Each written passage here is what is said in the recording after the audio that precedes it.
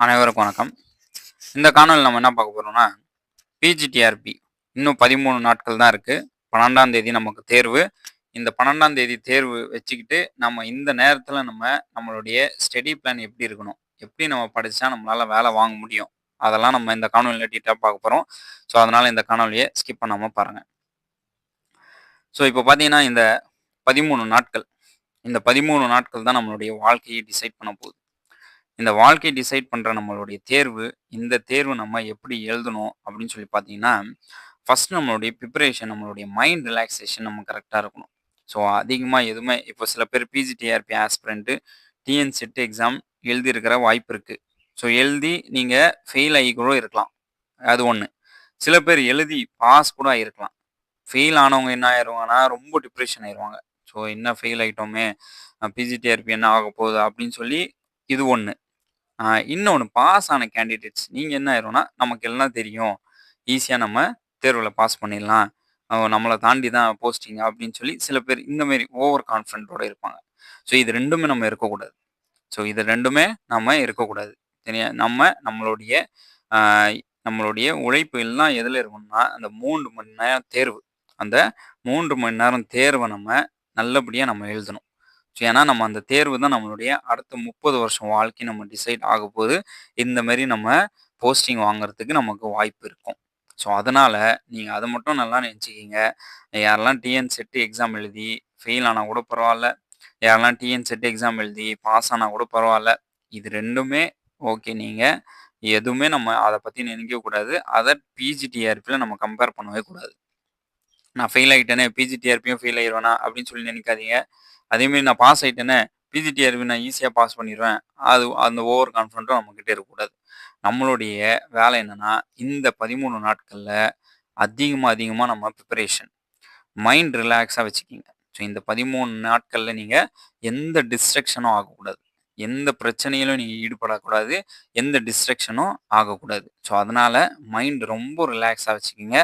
அதேமாரி நம்மளுடைய கடைசி நேரத்தில நம்மளுடைய நம்மளுடைய பாடி ஹெல்த் கண்டிஷன நீங்க மெயின்டெயின் பண்ணிக்கங்க. ஏன்னா ஹெல்த் கண்டிஷன் நமக்கு ரொம்ப முக்கியமானது. ஏன்னா 2019 பிஜிடிஆர்பி தேர்வுல பார்த்தீங்கன்னா, நான் தேர்வு எழுதும்போது நல்ல ப்ரிப்பரேஷனோட தான் போனேன். ஆனா தேர்வு எழுதும்போது அந்த தேர்வு நாள் அன்னைக்கு பார்த்தீங்கன்னா, எனக்கு அதிகமா பயங்கரமான ஒரு ஃபீவர். ஆ டேப்லெட் சாப்பிட்டுட்டு போய் தான் நான் தேர்வே எழுதினேன். ஸோ அதனால தான் நான் தேர்வுல ஃபெயில் ஆயிட்டேன் அப்படின்னு சொல்லி நான் சொல்ல வரல. அதுவும் ஒரு காரணம். ஸோ அதனால அந்த ஒரு காரணம் நம்ம வரக்கூடாது. ஸோ அதனால நீங்க கொஞ்சம் உங்களுடைய பாடி ஹெல்த் கண்டிஷன மெயின்டெயின் பண்ணுங்க. ஏன்னா, என்னுடைய அனுபவத்தில நான் சொல்றேன். உங்களால தேர்வு எழுதவே முடியாது. அந்த நேரத்தில நமக்கு ஃபீவரா இருந்தா, இல்ல நம்மளுடைய பாடி கண்டிஷன் அந்த நேரத்தில நமக்கு சரியா இல்லன்னா, உடல்நலம் கொஞ்சம் குறைவா இருந்ததுன்னா, நம்ம அந்த நேரத்தில நம்ம பார்த்தீங்கன்னா, தேர்வு எழுதுறது நம்மளுடைய மைண்ட் செட் எல்லாமே நமக்கு அப்படியே ஃபுல் அண்ட் ஃபுல் கொலாப்ஸ் ஆயிரும். ஈஸியான கேள்வி கூட நம்மளால தவறுதல் பண்ணக்கூடிய ஒரு வாய்ப்பு இருக்கு. ஈஸியான கொஸ்டினா இருக்கும். ஆனா, அது கூட நம்ம தப்பு பண்ணிட்டு வந்துருவோம். ஸோ, அதனால அத மட்டும் நல்லா மைண்ட்ல வச்சுக்கங்க. ஸோ, கடைசி நேரத்தில இத நம்ம கொஞ்சம் பார்த்துக்கலாம். ஹெல்த் கண்டிஷன் நமக்கு ரொம்ப முக்கியமானது. கான்ஃபிடென்ட் கான்ஃபிடென்ட் இருக்கணும். ஓவர் கான்ஃபிடென்ட் இருக்கக்கூடாது. அதே மாரி பிரிப்பரேஷன். ஸோ, இந்த 13 நாட்கள்ல நம்ம என்ன சார் பண்ணணும் அப்படின்னு சொல்லி பார்த்தீங்கன்னா, புக் எடுத்துட்டு மறுபடியும் unit 1, unit 2, unit 3, unit 4, unit 5, unit 10 வரைக்கும் நம்ம அப்படியே புக் எடுத்துட்டு அப்படியே படிச்சுட்டே இருக்கணுமா அப்படின்னு சொன்னா கிடையாது. ஸ்மார்ட் ஸ்மார்ட் ஸ்டடீஸ் பண்ணணும். இந்த நேரத்தில நீங்க பார்த்தீங்கன்னா, ஹார்ட் ஒர்க் கிடையாது. ஸ்மார்ட் ஸ்டடீஸ் பண்ணணும். ஸோ, அப்போ ஸ்மார்ட் ஸ்டடீஸ் நீங்க எப்படி பண்ணுவீங்க அப்படின்னு சொல்லி பார்த்தீங்கன்னா, எம்சிக்யூஸ் எம்சிக்யூஸ் ப்ரிப்பேர் பண்றோம்னா ஸ்மார்ட் ஸ்டடீஸ். ஸோ, நீங்க எம்சிக்யூஸ் ப்ரிப்பேர் பண்ணி ஆரம்பிச்சிட்டீங்கன்னா, நமக்கு அதுதான் ஸ்மார்ட். எதுல நமக்கு லேக் ஆகுது? எந்த யூனிட்ல நமக்கு லேக் ஆகுது? ஸோ, மறுபடியும் அந்த யூனிட் ஒரு வாட்டி ரிவைஸ் பண்ணணும். எதுலேருந்து ரிவைஸ் பண்ணணும்? உங்களுடைய ஷார்ட் நோட்ஸ்லேருந்து தான் ரிவைஸ் பண்ணணும் தவிர, மறுபடியும் நீங்க உங்களுடைய லாங் நோட்ஸ் அந்த உங்களோட மெட்டீரியல்ஸ் எடுத்து நீங்க ரிவைஸ் பண்ணக்கூடாது. அத மட்டும் நல்லா பார்த்துக்கங்க. உங்களோட ஷார்ட் நோட்ஸ் நீங்க ரிவைஸ் பண்ணும்போதே, நீங்க படிக்கும்போதே ஷார்ட் நோட்ஸ் கிரியேட் பண்ணி வச்சிருப்பீங்க. அந்த ஷார்ட் நோட்ஸ்ல இருந்து தான் நம்ம என்ன பண்ணணும்னா, ப்ரிப்பரேஷன் ஆரம்பிக்கணும். மறுபடியும் படிக்கணும். ஒரு எம்சிக்யூஸ் ஒரு கொஸ்டின் பேப்பர் எடுங்க. அந்த கொஸ்டின் பேப்பர சால்வ் பண்ணுங்க. சால்வ் பண்ணி எதுல உங்களுக்கு தவறு வருதுன்னு பாருங்க. உங்களுடைய எந்த யூனிட்ல எந்த யூனிட்ல அந்த கொஸ்டின் தவறா ஆகுதுன்னு பாருங்க. அந்த யூனிட் மறுபடியும் ரிவைஸ் பண்ணுங்க. மறுபடியும் வேற கொஸ்டின் பேப்பர் எடுங்க. மறுபடியும் டெஸ்ட் எழுதுங்க. அந்த யூனிட்ல மட்டும் தவறு பண்ணவே கூடாது. நீங்க ஏற்கனவே தவறு பண்ணி ரிவைஸ் பண்ண யூனிட் மறுபடியும் அதே யூனிட்லேருந்து கொஸ்டின் கேட்டிருப்பாங்க வேற கொஸ்டின் பேப்பர்ல. அந்த கொஸ்டின் நம்ம தவறுதலா பண்ணிறவே கூடாது. அது மட்டும் நல்லா கான்ஃபிடென்ட்டோட இருங்க.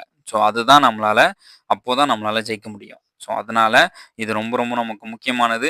இந்த கடைசி 13 நாட்கள் என்பது நம்மளுடைய 30 வருஷம் வாழ்க்கைய நம்ம டிசைட் பண்ண போகுது. யாரெல்லாம் 30 வயசுக்கு குறைவா இந்த தேர்வு எழுதுறீங்களோ, அடுத்த 30 இயர்ஸ் நம்மளுடைய ஆ அரசு வேலையில நம்ம இருக்க போறோம்.